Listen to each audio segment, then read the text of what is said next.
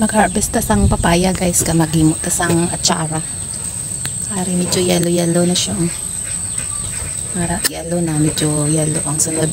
Ang unod sa liis, medyo hinog na. Hindi na kinahanglan sang food color if magtimpla kita sang aton nga atsara. Try anay naton ang 5 ka bilog. Kung ano kada mo ang makuskus ta karon. Hiwaon naton guys. Perfect, puro hinog. Hindi na naton kinanglan sa food coloring na kulay yellow. Kay puro na hinog ang aton nga papaya. Sa papaya pa lang colorful na. So gihugasan ko ng aton nga papaya bago ikuskuson. The hardest part sa paggawa ng atsara, ang pagkuskus.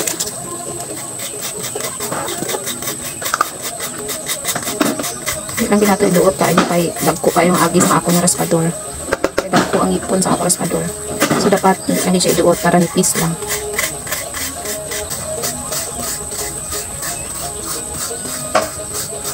Ano yung pinakalisod na part pag mag-imo ka sa atsara, ang magkuskus.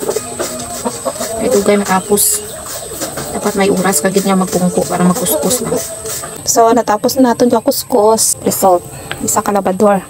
Gamay lang ang labador, good. Tama-tama lang pang konsumo. So ibabad na natin siya sa asin. Busan ta sang asin. Babad ta lang sa asin para magumok. Magduga naman na sang iya.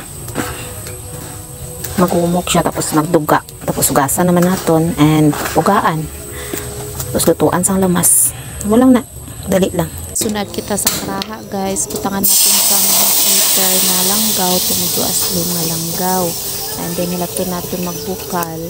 Tapos pagbukal niya, ibutang natin ang lamas ng mga bombay, ahos, luya nga gi-chop-chop natin sang pino. And then pabukalan na naman natin, lugay-lugayon, butangan sang paminta, powder. And then ipabukalon naman natin. And then butangan natin asukal, istimiton lang natin ang asukal, depende gyapon sa panglasa natin sa pagkatamis-tamis niya. So ibutang ko is mga 1/4 kilo na asukal. I-mix lang natin, pabukalon nga mag creamy ang iyang asukal.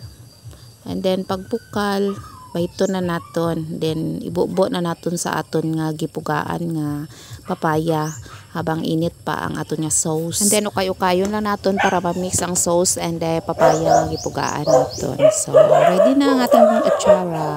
Charan, luto na. Ito na ang aking atsara. Thank you for watching. Please follow for more.